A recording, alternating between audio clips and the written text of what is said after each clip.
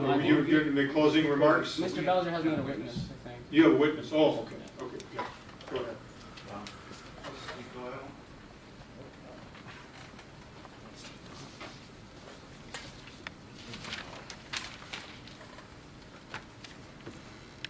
Is it acceptable for him to be there so you can see him rather than over here? Is that all right? Yes, Okay. that's good. All right.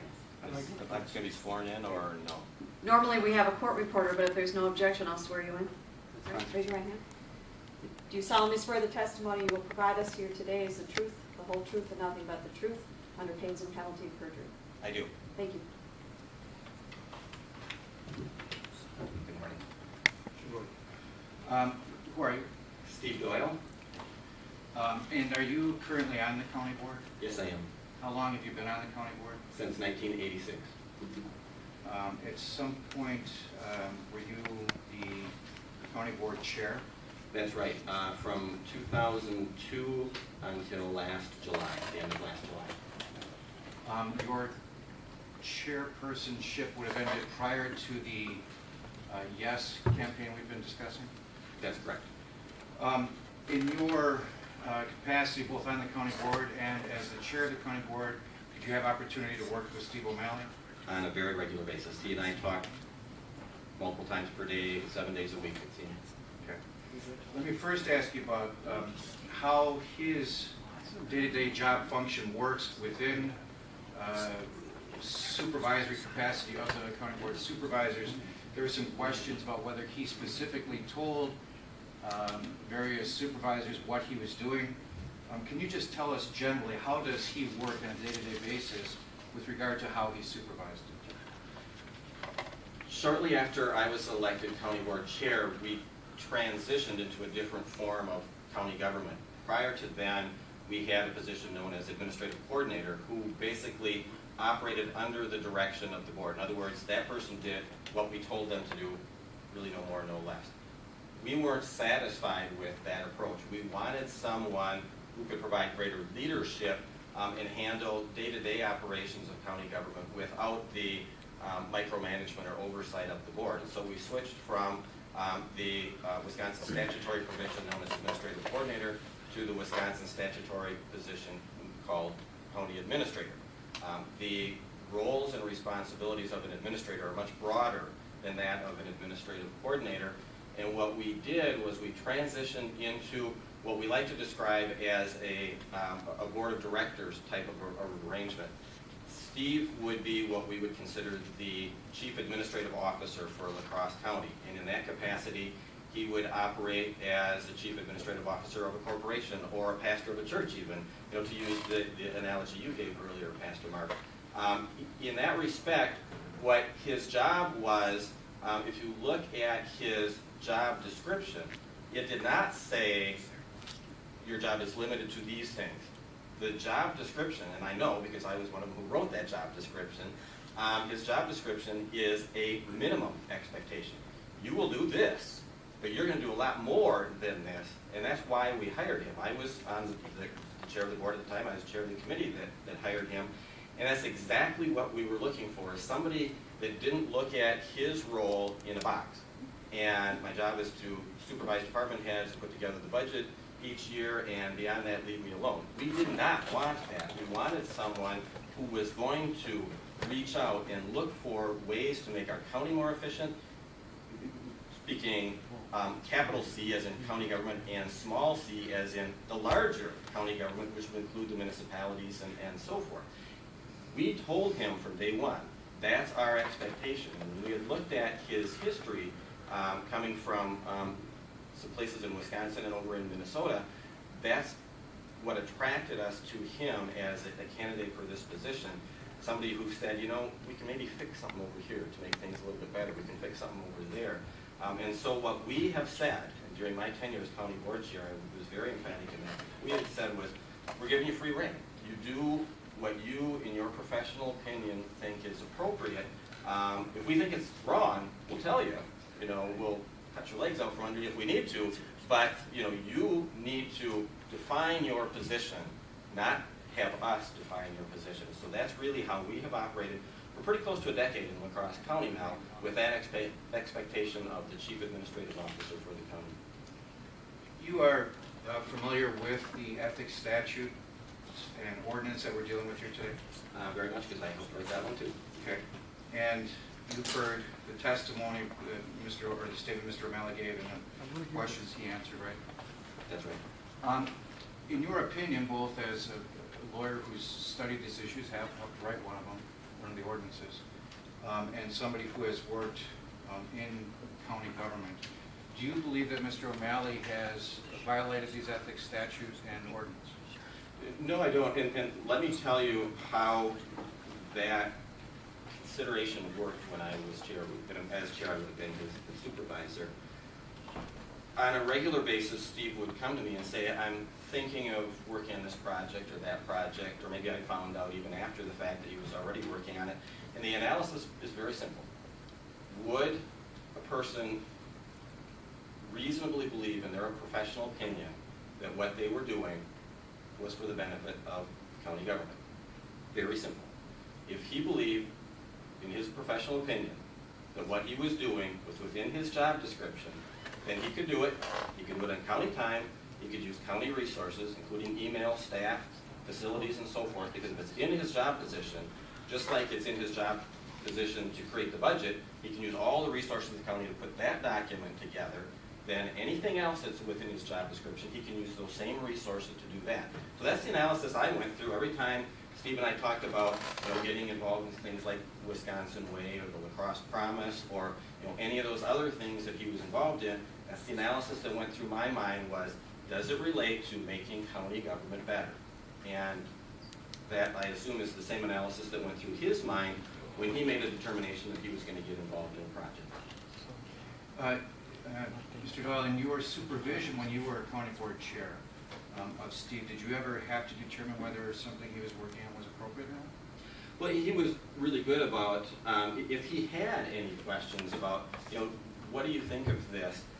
He came to me and we had the discussion in terms of, not necessarily even was it an ethical issue, should he do it or shouldn't he do it, but is it something that the board would support him on? Because it's really important to remember, as the chief administrative officer, he's operating out on a limb a lot of times and doing things that he believes are good for the county, but doesn't necessarily have a ratification in advance that the county is in favor of it. The project he's working on right now, the La Crosse Promise, there are a lot of people throughout the community working on that. And he's been active along with some of our other staff from the very beginning on that concept. There are a couple of board members that have some questions about whether that really is something that we should get into, but that's not the question. The question from an ethical standpoint is it within the reasonable expectation of what your job description is? And so when he would have those questions, we do a dual analysis. Is there any ethical issue? And I mean, I can't think of a single time that he came to me where I said, I think there's an ethical problem there, and I think he's got a good balance in that respect and understands those concepts. So we then look to the second component, which is politically, what's your board going to think? Because he's an at-will employee. We can fire him because we don't like the way he combs his hair. So it doesn't require an ethical violation to get rid of him. If he's going in a different direction than we are, then we can terminate his employment with the county. But we did have regular discussions in terms of, is this something that made sense for him to get involved in? Is it a good use of his time, as opposed to an ethical issue? As best as I can make out, it seems to me Mr. Cueto's position that somebody who's Mr. O'Malley's position or department head should apparently never be involved in anything that has political overtones. Are you aware of other examples other than Steve O'Malley where that has occurred in La Crosse County, where somebody's getting involved in an issue that maybe some people think is political and disagree with the participation? Sure, but I do need to start out answering that question and respectfully disagree with Mr. O'Malley on one thing. When he says that about 25% of what he does is political, I don't agree with that at all. It's close to 100%. And everything that we do in government is political, I mean, by definition. one of the things that is written in this job description is he's prepared the county budget. That is the most political document that you can do. I mean, it says what you're going to spend money on and what you're not going to spend money on, what you're going to pay your employees, what you're going to put away for a rainy day. I mean, that is a highly, highly political document. That's the most important thing that we do every year at the county. And that is his job, to do that. And he spends a lot of time on it. So that right there gets him way over the 25% mark. So I would argue that everything he does is political because government is political. In terms of other department heads, I've got some examples that I think are really illustrative of how it works, where you don't always necessarily mesh with what the board is doing. The first example I would give has come through the county a couple times. The county health department has for a long time pushed the idea of a smoking ban in our restaurants and workplaces. The first time that issue came before the La Crosse County Board, it was voted down. The person who was the main proponent of that was Doug Mormon, our county health director. I can't imagine anybody would say it would be unethical for Doug Mormon to push for a smoking ban. As the health director, to push for a smoking ban without first going to the board and saying, is this okay for me to push or advocate for this kind of an issue? And as I said, it was very contentious. It failed the first time. Then what Doug did next was to go out to the various municipalities, City of La Crosse, Onalaska Home in West Salem, and got them to adopt smoking bans in their restaurants, and then came back to La Crosse County, and we approved it the second time around. But he certainly went in a direction, at least initially, that the full board wasn't supporting. But I would never, ever consider that it was unethical for him to do his job, because that really is his job. And so you really have to look at what is the job of that particular person. Second example came up more recently as part of the state budget last year. And at that time I was in a dual role, serving in the state legislature and also a county board member at that time. There was a budget provision that prevented counties from cooperating with each other to provide services to each other for highway construction, maintenance, so forth, and limited counties' ability to work with municipalities. In other words, the city of La Crosse couldn't ask us to do their road work, for example. They had to bid that out to the private sector. That had high political ramifications. I mean, highly partisan. It was the Republican budget versus the Democrats who were opposed to it. So to say that there was no partisan politics in that issue would be very naive. But I contacted both Steve O'Malley and our highway commissioner, and I said, is this going to have an impact on the county? If we can't work with other counties, if we can't work with our municipalities to provide services that they pay us for, or to share equipment and so forth, is that going to affect us? And both of them said, Ron Chamberlain, our highway director, said yes, and gave me some numbers on how it would. Steve O'Malley worked with him, and what I asked them both to do was to contact their counterparts throughout the state and also throughout our community, because one of the big road contractors in our community is Matthew Construction.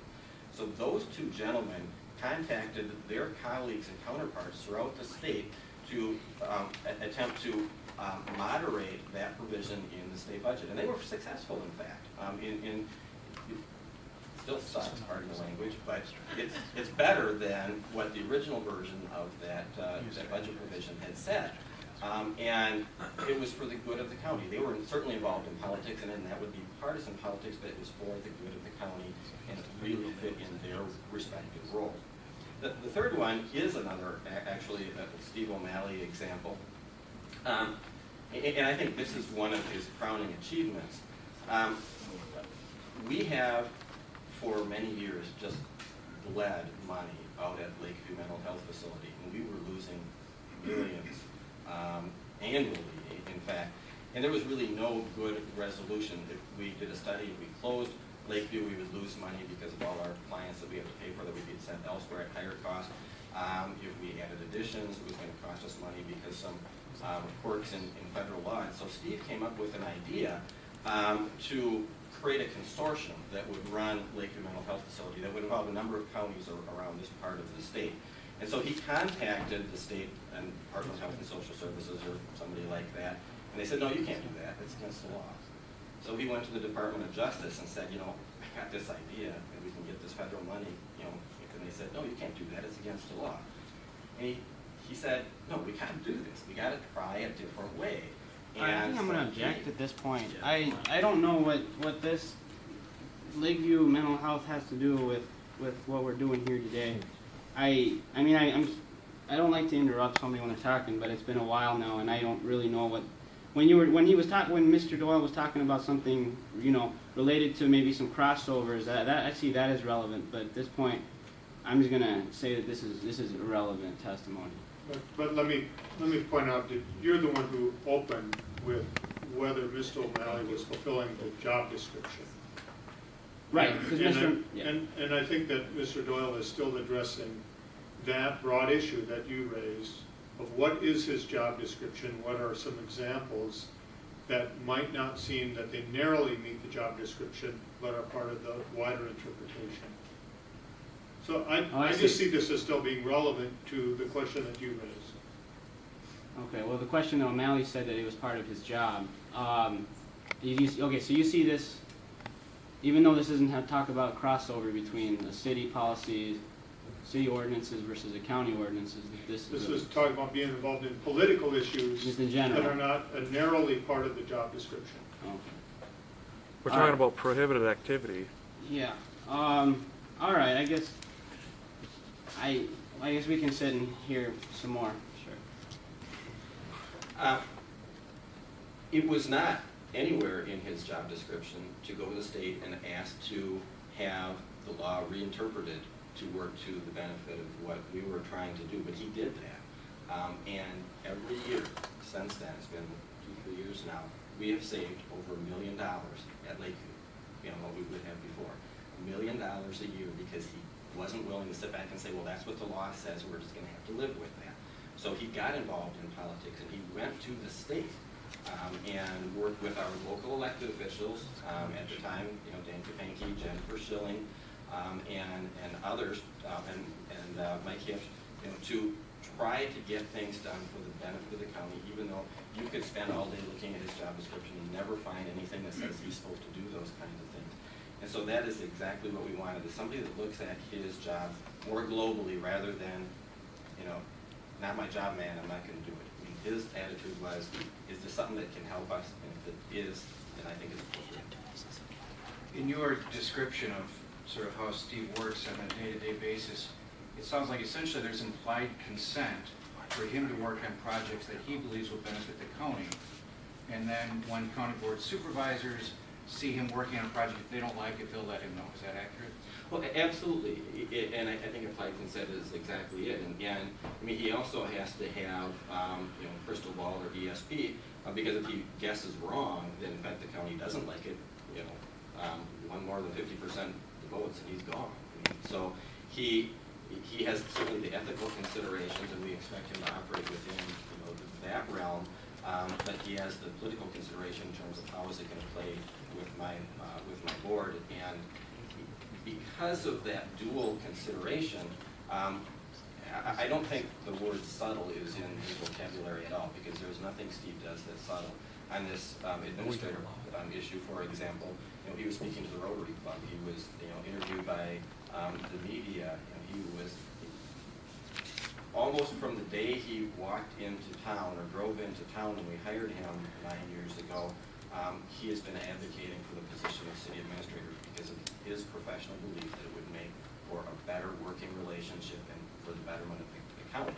I can't imagine any county board member, unless they were under a rock for the last decade, would have any surprise that he was involved in an issue. We knew that was his baby. We knew that was one of the things he felt very strongly about, and he was very transparent, not just with the board, but with the community in general. That was an issue he felt very strongly about from a professional standpoint. That transparency seems important in an implied consent situation, so that it can't be consent if you don't know what he's doing, right? You agree with me about that? Right. In your experience with him, in addition to this issue with regard to the city administrator, is that consistent with how he's acted on any of his projects? He's very out and obvious and transparent about what he's doing.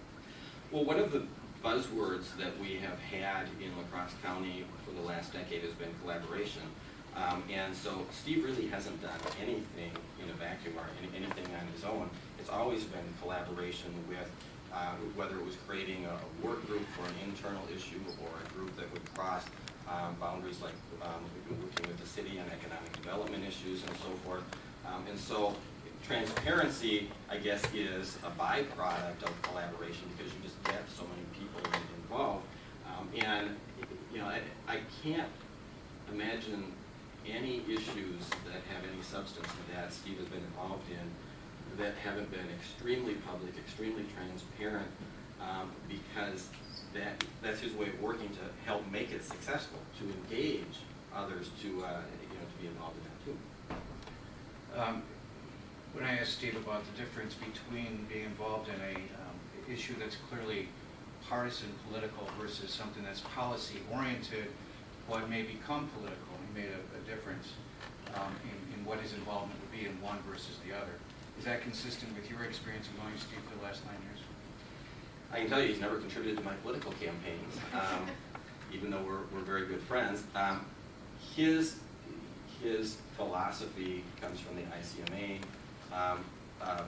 code of ethics in addition to the county code of ethics, and so he goes beyond what we require here in La Crosse County. And it has been very clear. He does not engage in partisan politics, period. He does not engage in advocacy for or against a person running for office, whether it's a partisan office or a non-partisan office. A judge, for example, would be political but not partisan. And he has maintained very much of a firewall. I'm not going to get involved in those things. Under the county code of ethics, I think he couldn't get involved in some of those things like a judge race, for example. But he just doesn't, because that is his personal code of ethics, and I think he's gone above and beyond what we require as part of our code of ethics for the county. I don't have any other questions. Is there anything else you'd like to ask? No, I think we covered it. Questions for Mr. Cueto or the board? I'll just be brief with my questions. If O'Malley were to, I'm going to object to referencing O'Malley. I mean, we show respect to everybody. I didn't mean to disrespect.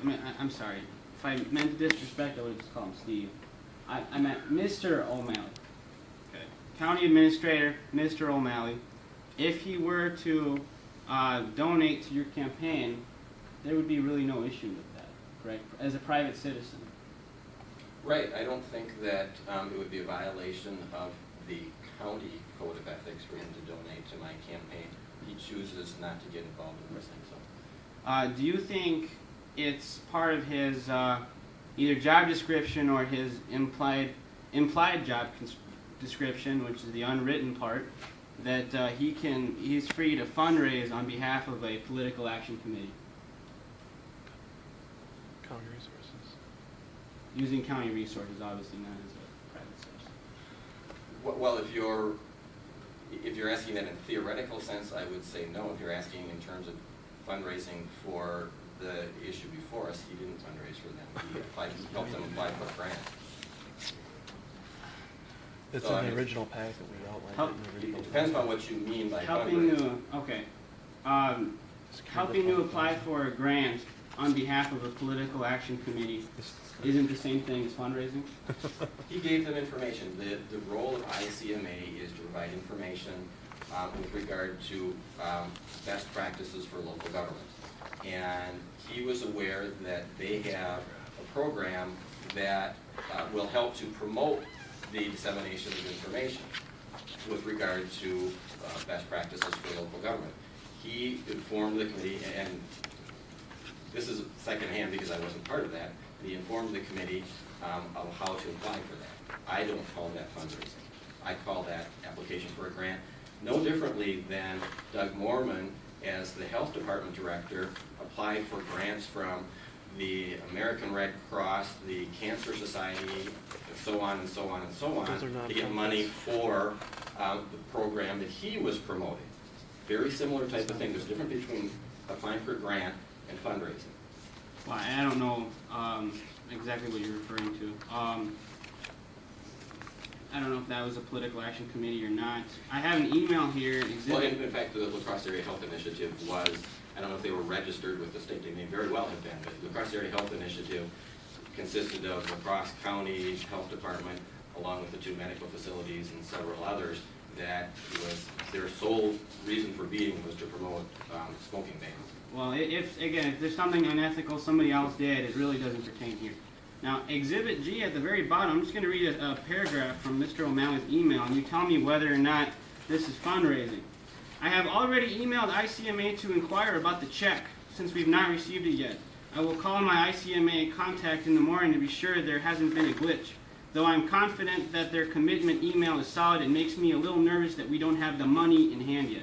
You don't think that's fundraising? Let me try this again. There's a difference between fundraising and applying for a grant. This was a grant. It was not fundraising. Getting grant money is. A grant is money, right? It's funds, correct? Mr. Cueto, I think we're going to have to agree to disagree on that one. I don't really see it. I disagree with that. But anyway, okay. Lawyer talk. Could I ask that the chief seats be instructed to not be thrown in comments? I think that's disrespectful. This happened on both sides, by the way. Both sides Let's- should definitely not be doing Let's just proceed, and make it that. brief. Okay. So as I understand it correctly, you said, I think the specific phrase you said was free reign. You gave, when you put the position together for Mr. O'Malley, you gave him free reign. That whatever he felt in his opinion was for the benefit of the county government, then he was free to do so. Is that correct? Within the confines, obviously, of the law and of the ethics code. I mean, if you thought something was good that would involve breaking the law, we certainly weren't going to allow that. But from the ethical standpoint, as long as he didn't violate the ethics code, that was acceptable. Now, from a political standpoint, if he was involved in something that he ethically could be involved in, but we philosophically disagreed, he obviously risked his position. But with respect to him making the determination, I'm going to focus on this issue. Let's say there was an issue having to do with criminal justice, because we've done a lot of that here. It may be something that's ahead of the curve of the board. It certainly would be within his ethical role to promote those programs to divert people out of our jail, for example. You may not have the full board support, and if you go too far, you risk, some sort of sanction or termination of your job, but you didn't violate the ethics code. So when I said free reign, it was within the rules of the law and the ethics code. Now, in the ethics code, it says that an official or employee shall not use or knowingly permit the use of, and then it lists quite a few things, unless such services or use are available to the general public and are consistent with practices and policies of the county. Would you agree that if an ordinance states a specific conduct, it's part of the practices and policies of the county to follow their own ordinances? Well, it is, but when he is preparing the budget, for example, Well, he has the resources of the finance director. Sir, I mean, it was so- just a yes or no? Mr. Bowser can ask you a follow-up question. It's object. simple yes or He's no. answering the I question. think we're going to He's have to answering have a the little bit question. of moment here. Everyone's talking at once, and I'm guessing through the recording system that's not going to come out very well.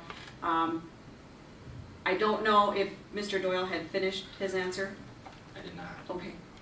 Can you repeat the question if you'll allow him to finish the answer? I'm sorry to interrupt you. Yeah, That's all right. I'm That's writing fine. something, so go ahead, I need to hear it. Well, it was designed to be a yes or no question, but would you?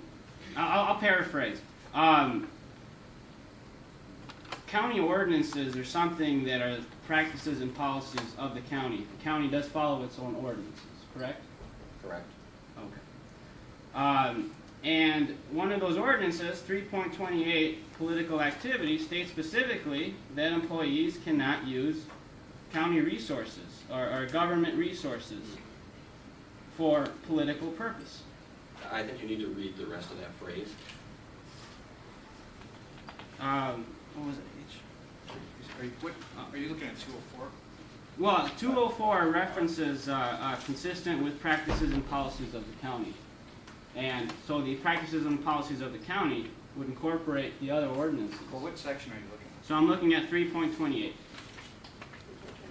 What's H. So, engaging in political I should start with, subsection 2 says, in general, the following political activities by employees are prohibited. Engaging in political activity on county-owned property or during work hours in such a manner as to give the impression of an official county endorsement of a particular candidate, proposal, or position unless the county, in fact, has taken such a formal position or the employee reasonably believes the employee's political activity to be consistent with his or her official duties. And that's why I said you need to read the rest, because that last phrase that says, because he reasonably believes it's consistent with his official duties, that is what he did. You can engage in those types of things if it is consistent with your official duties. And again, the official duties would be everything that's written in his contract, And beyond. plus some unwritten, just in general, broad Right. guidelines. So, okay. I have no further questions. Okay, thank you. Mr. Belzer? Do you all have any questions?